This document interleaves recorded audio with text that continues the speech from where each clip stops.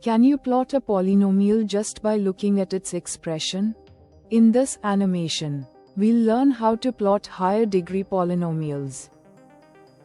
Let's start by visualizing the basic power functions first, as they are building blocks of a polynomial. A general form of power function can be f of x equals c times x power n, where c is a constant. For sake of simplicity, we will consider c equals 1 and plot graphs for n values from 0 to 5. From each of these graphs we can make out a clear trend and understand their general shape. Leaving aside the shapes of constant and linear functions, which are presumed to be known, it is evident that general shape of the graph of power function depends on whether the power n is even or odd.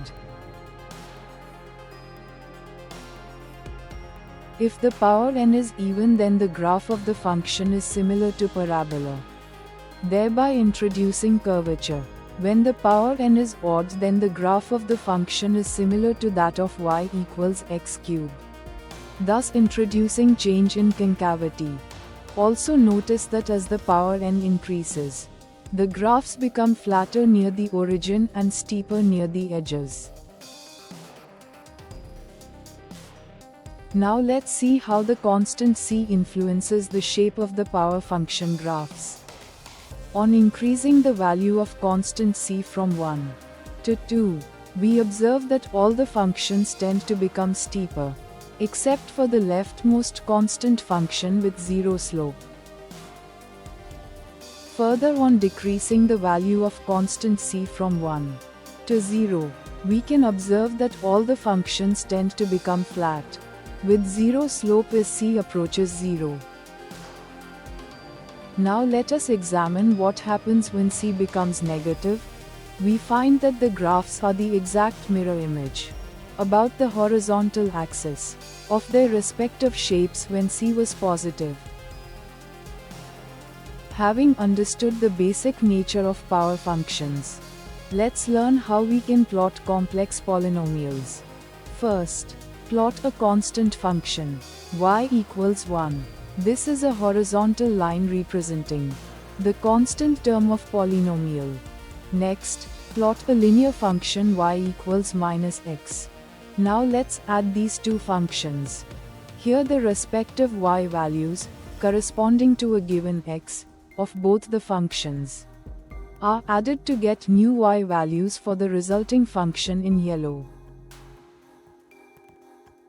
This function has a constant term and a linear term with constant slope. Next, plot a quadratic function as shown in pink. Now add the latest function, following the same approach as earlier. We get new y values for the updated function. This function has an additional quadratic term and adds curvature to the plot.